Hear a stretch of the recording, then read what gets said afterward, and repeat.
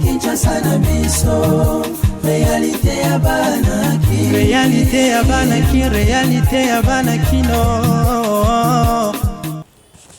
Esengo mingi ya kokutana bino lisusu mokolo ya lelo pe bon début de week-end na ba fidèle nyonso ba disposa kata na bango pona kolanda magazine Kinshasa na biso ezola la te pona ko informer bino pe ko laksa bino ba vraie réalité ya Kinshasa.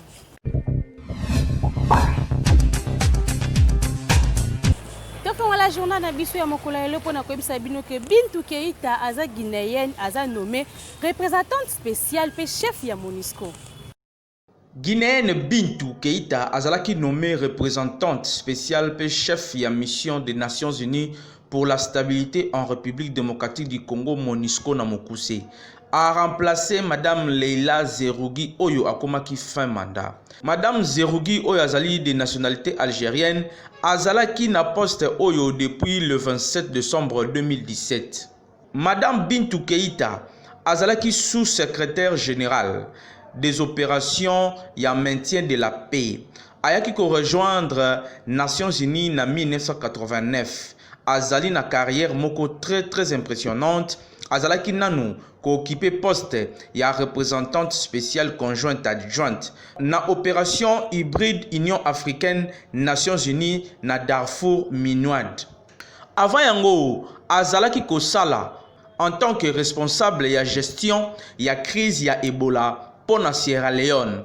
Azalaki chef de cabinet et directrice des opérations na mission des Nations Unies pour l'action d'urgence contre Ebola MINUAOS. Azalaki na 2014 ti na 2015. Donc azali na carrière moko ya makasi pe azali très impressionnante par rapport ya misala nyonso oyo asali na kati ya Nations Unies. Yende mutu a remplacé Madame Leila Zerougui na kati ya MONUSCO oyo bazali ko travailler pour na maintien ya kimia na kati ya République démocratique du Congo. To continuer pour na koyebisa bino ke attaque moko ya ba rebelle ADF et salami na Beni et bomi lisusu batu. Polanda.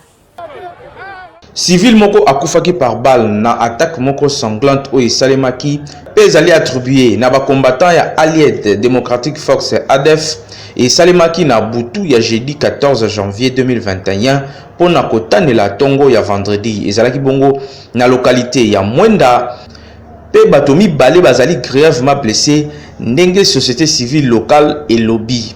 Mwenda ezali localisé na se ya ngomba ya Rwenzori na territoire ya Beni na province ya Nord Kivu.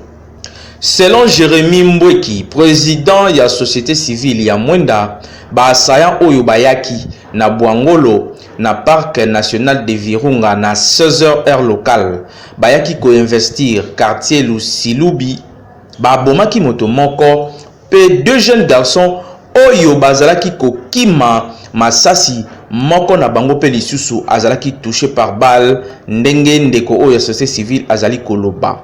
Armée ayaki ko intervenir pe ayaki ko empêcher progression ya ba rebelle oyo vers centre ndenge azali ko témoigner.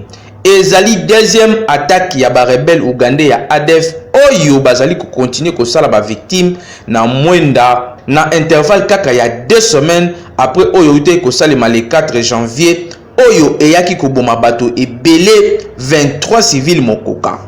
Mwenda na ba virage oyo ezali pembeni bazali ko faire face na activisme moko ya ba combattant ya ADF ya makasi depuis fin décembre eleki. Ba attaque ya ndenge na ndenge e salemi oyo sali plus de 70 morts ndenge bandeko ya société civile oyo bazali koloba awa pe ba attaque yango e salami kaka na des entités oyo Los na Mwenda bazali ko continuer ko senga na bakonzi ya mboka ba multiplier ba effort ba conjuguer ba effort ebele pe ba mettre en place accord de paix oyo bazali ko signer ba groupe armé wana pona ko silisa ba atrocité oyo ezali ko salema na partie est ya République démocratique du Congo. Chaque jour bato bakufaka ezali malamu te balingi esila ba vivre na kimia lokola ba province mosusu Kinshasa et l'équipe partout.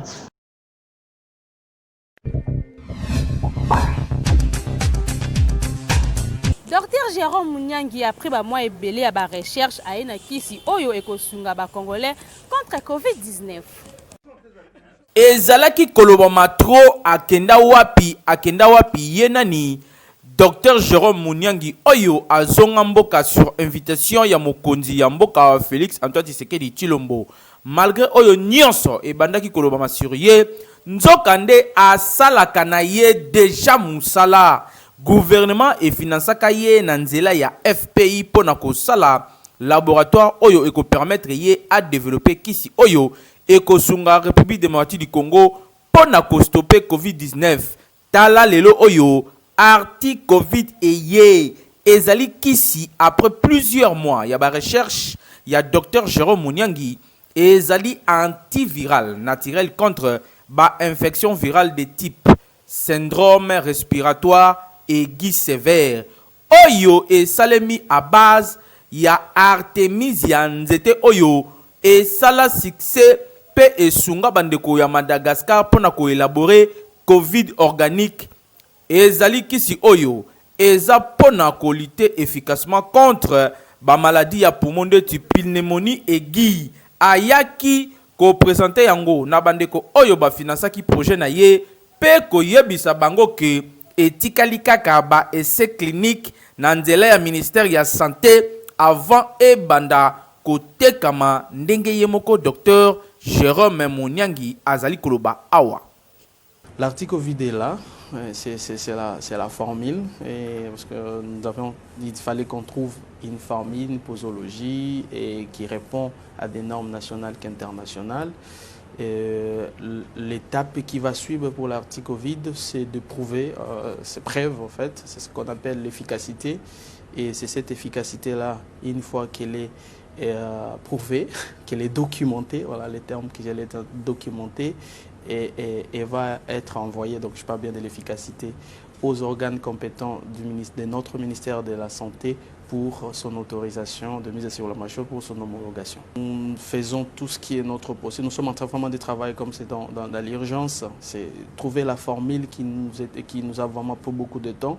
Mais là, maintenant, pour les tester, les essais cliniques, nous sommes en train d'y travailler le plus rapidement possible, comme c'est un protocole juste de 10 jours de traitement. Donc, si nous avons les nombres de malades requis pour l'échantillon, que on nous a demandé au ministère de la Santé, nous allons le faire le plus rapidement possible. Je ne peux pas vous donner une date parce que dans la recherche, il y a toujours des imprévus. Donc, mais nous sommes en train d'y travailler rapidement pour que nous présentions le dossier complet au ministère de la Santé.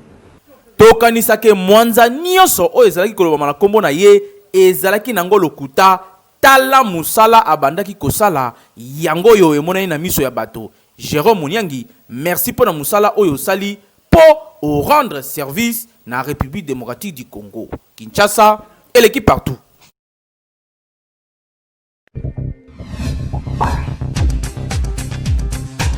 Betesco a dans marché 3 produits à qualité supérieure, flocons, café, natenoki. Beltesco musungi ya mboka frappe encore kaka ndenge amesana kosalela bino ba produit ya qualité supérieure.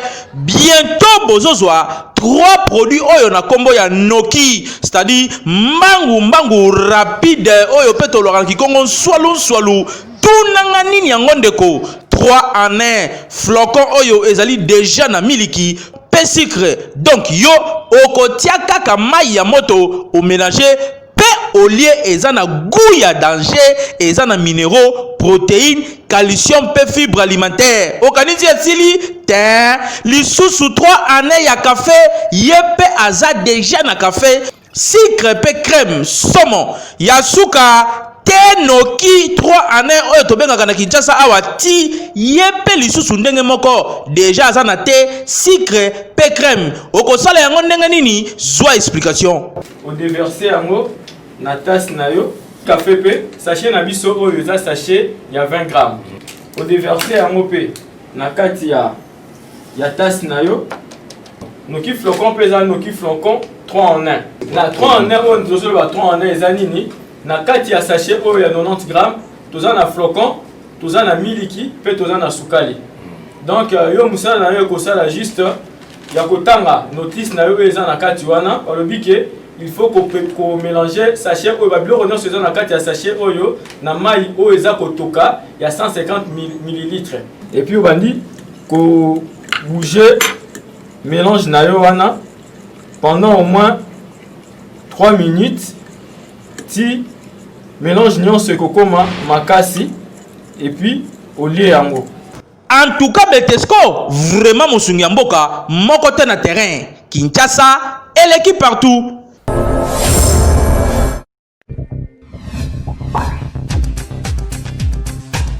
PDG Wabel Orango, grand mécène na RDC akufaki mikolo eleki, lelo nde nzoto na ye elelami pe ekundami bola na ndenge elekanaki reportage ya Peggy Lunga. De son vrai nom, Landou Simo Dirango Oyo ayebanaki mingi na kombo ya Jean Diran Wabel Orango. Pona ba Oyo, ba kolana ye babandaka kobenga ye pamuke. Akufaki le 26 décembre 2020, lelonde nzoto na ye ebimaki na hôpital ya 7 na Tongo. Pe population bana ya njili pe ba star nyonso oyo bayebaki ye ba députés nationaux pe ba notable ya Tchango bayaki ebele pona ko rendre ye hommage na musala nyonso oyo asali na République démocratique du Congo en général pe na Tchango en particulier pour boyebike à soutenir culture congolaise mingi pe ayebanaki na milieu ya ba musicien pe ya théâtre ba comédien pe bazalaki wana pona ko soutenir oyo babandaka kobenga PDG Wabel Orango.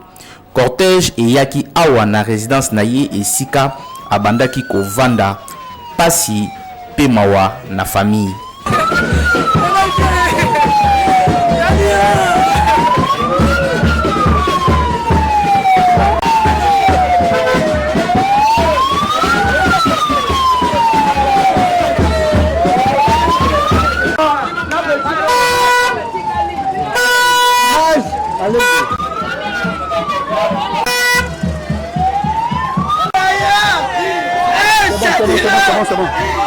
Kolongwa wana cortège eyaki esika babongisaki pona kolela ye pona quelques minutes awa na terrain ya quartier 7 esika pe tomonaki bato ya ndenge na ndenge oyo bazalaki wana ndeti honorable Ditu Blaise Moniz, honorable Mwabi Ntumba, ba musicien ndeti Jordan Kusa à télé pe quelques comédiens ba témoignaki boye pona ye.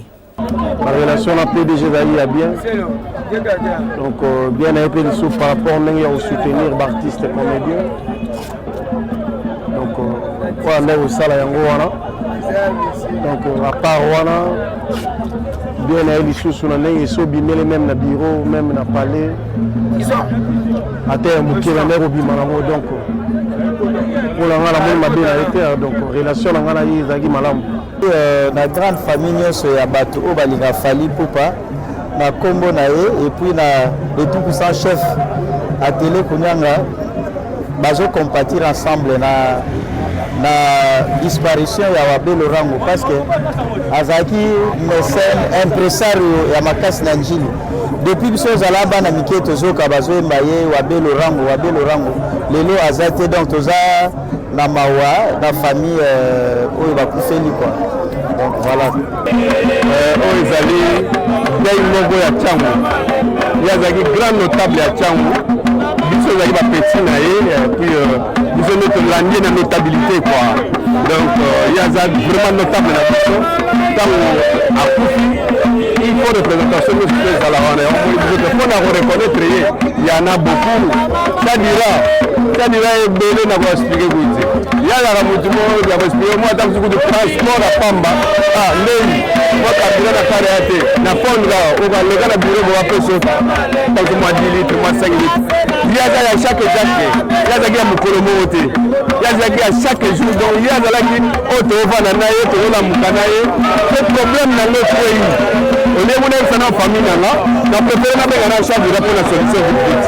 Donc avec au secours moi ya bana Tchango de secours. On les reconnaît, c'est notable parmi les notables de Tchango quoi.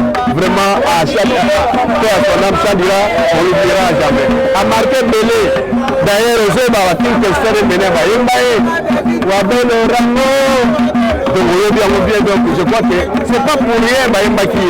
Pour Bayembaki déjà, Kaza Moutabati. Et Tala, le Motala. Paix à son âme. Wabelo Azaki vient à Bissotou, Azaki vient à Bissotou. Je me rappelle même que dans l'ancien un album moko à côté de Zalaka, Balongola va y mettre Sanga Djala. Et pour créer là, on a un problème. C'est un vieux Azaki Moté Mamouné. Et dans la landi plus, moi, on a un mois civil Wabelo, petite Nabiso tout Zakana et tout. Mais il fallait tout le cas pour moi, on a été assistant qui est. Donc, Wabelo Azaki vraiment vient à mission tout quoi. Donc, moi, je pense que peut-être Bazar représenté par là, peut-être plus Bazar en contre-temps, mais maintenant, on a évidité. Je suis sûr et certain que nous sommes Souban Anzela, comme on est jugé Bango, tu peux s'attendre, au moins on a Bandoya, Baye et puis Bakoya. Je pense que Bakoya va bien Azaki à Batutu. On a besoin d'un jeune autour de Mécanique, Azaki vient modèle pour la biche, d'autant plus que le Kilingen dit que Azaki est un grand opérateur culturel d'abord. Vous savez, comment est-ce qu'il y a cadré l'artiste la biche, Yamboka. Au-delà de ça, la culture, Azaki opérateur économique. La réalisation là-haut, on a ça la Tchao de l'Angili, Bissonion sont payés. Raison pour laquelle payer le nom pour rendre le dernier hommage à la Bisson. Donc, vraiment, il sera payé à que le malade. Mais lui, on a eu, on a tout mieux. On a donné un bateau pour la Bisson. Bana Tchangu Baleli Chandiran, Malamo. Pe batalisi bolingo na bango na oyo bazalaka kobenga PDG Wabelo. Kasi pasi ezalaki kaka ke mingi ya baartiste ya minene oyo asutenaki ba monanité. Kasi dans l'ensemble, elekaki bien pe akundamaki na cimetière ya nécropole entre terre et ciel. Tika ete molimo na ye epe manakimia.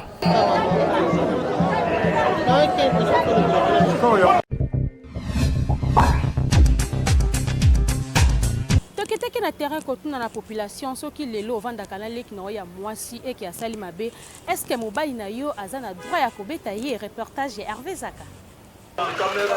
Na Kinshasa to sala constat oyo ba jeune fille mingi soki abali bazalaka na habitude ya komema ndeko na ye moko ya mwasi to leki na ye moko ya mwasi pona asungaka ye na misala ya ndako des fois soki aboti pe kosala ba misala ya ndenge na ndenge. Kasi généralement bana wana bakomaka batetu le fait que bazali bana basi bakomaka kosala babuzo ba mususu po ayebi ke azali na ndako ya ndeko na ye ya mwasi donc mutu akolobela ye azali te. Yango wana tokitaki na terrain pona kotuna na population soki yo papa o constate ke leki na yo ya mwasi azali kotambola malamu te pe azali kotosa yo te na kati ya ndako. Est-ce que ozali na droit ya kobeta ye atako azali déjà dans mon âge moko avancé yoka population? Oh, leki ya mwasi nanga azali leki nanga. Donc mwasi nanga leki na ye azali leki nanga. Donc soki ye ya na ye leki na salema ba ko saleni. Abeta et. Soki na bete lokutanke ya na ye. Esa mabete. Ya lokola ya mwasi nanga. Atanga na leki na mbula aza yaya ya mwasi na lokola ya mwasi na ngazo benge yaya ngapena ko benge yaya ça défaut na pese respect soka saling mabe esengi ko beta na obeta yi soka saling mabe ko sengi ko beta te conseil na pese conseil ngala comme conseil na ko pesa bango ko beta mutu pona ko beta te ka saling mabe te mabe na mabe ezaka na catégorie nango soka sengi mabe ya ko beta obeti soka sengi mabe pe ya conseil pesa conseil nde yango kozwa sentiment te kobeti kaka pona sentiment te soki mabe yango eza kobeta te kobeta ete pesa conseil soki esengi mpo motu nyonso ayokaka kaka na conseil te bato mosusu basala koyoka na bango eza mpo azwa mwa filme meme na bible mpe bakoma yango ke mwana soki ayokaka te sombele filme meme na leta mpe asali yango atie mwa ndambo ya fimbu seke mabe nyonso eza na kategori nango soki mabe wana esengi fimbu soki mpe esengi conseil pesa conseil mpo na nga toli nayo pesa me kolinga kobeta moto mpo na plaisir te parce que aza leki ya mwasi na yo seke baza na famille na bango par rapport na yo mais malgré aza leki ya mwasi na yo aza leki ya mwasi na yo, c'est-à-dire yo za lokola mokolo na ye, c'est ça. Mais vraiment eza dine te kobeta leki ya mwasi na nga te semeki na nga vraiment nakosalela yango te.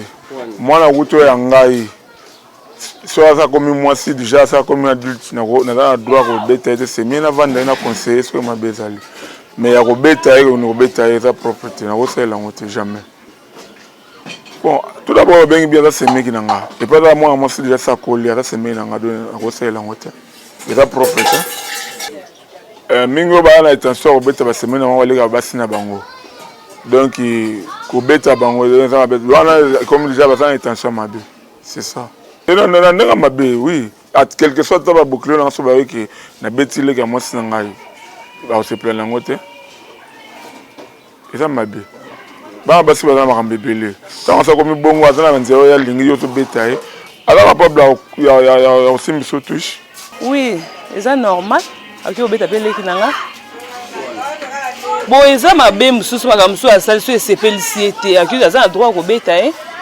Bon, kaka mosusu akoki osala boye epesi ekanda degra kanda ekanda soki basalaka mosusu mpe esepelisi epesi ekanda makasi aza na droit kobeta ye. Eza lokola ngai ya nini na beti mabe eza wapi? Mais eza normal te. Kondi eza bon mobali ya ngai aza na droit kobeta leki na ngai te. Soki problème ezali akovanda kopesa conseil, mais po simbe na nzoto jamais ekoki kosalama te. Ekosama te poni po yazali mwasi na ye te aza nde semeki na ye akoki kosimbe na nzoto ata mokolo moko te. Soki problème ezali koconseiller ye mais akoki kosimbe na nzoto te. Eza impossible resimba kutu te.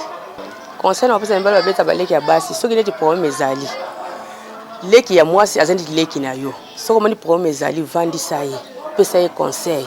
Soki conseil wana ezo kosimba te yebisa ya na ye moko akovandisa leki ni akopesa ye mozo na droite ya kosimba na nzoto yobeta ye toto sali soki nde esimba te ezalaka te. Soki likambo ezali bavandisaka conseiller ye soki aza moto akoyoka so mpa koyoka te tokoyebisa ata moto mosusu akoconseiller ye akoyoka mokoki kosimbe na nzoto tobeta ye. Tokanisa ke ezali nango mabe te na semeki akorige semeki na ye ezali kaka lokola ya na ye ya mwasi azali kokorige ye, donc ezali mpenza mabe te. Kasi soki leki ya mwasi yango azali deja na mwa age moko ya kopusana wana tokokonseille na bapapa na place ke osimba ye na nzoto gandela ye kaka topesa ye conseil to mpe leka na nzela ya ndeko na ye mpo na koluka koredresse ye mpo mwasi soki esi akoli kobeta ye ezalaka malamu mingi te. Kinshasa eleki partout.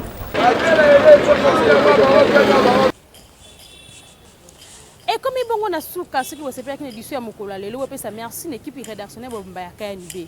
Hervé Zaka double pour moi azala ki bongo na sima caméra na tensiata na réalisation pe na coordination ya Jim Kenzi. Kaka ndenge to message ko sabini bobo sankate ko s'abonner na chaîne YouTube KNB News. KNB Oyo et l'équipe partout.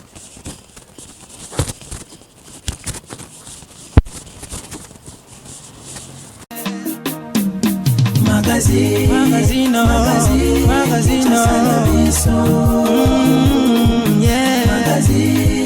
Magazine Kinshasa na biso réalité ya banaki réalité ya banaki kino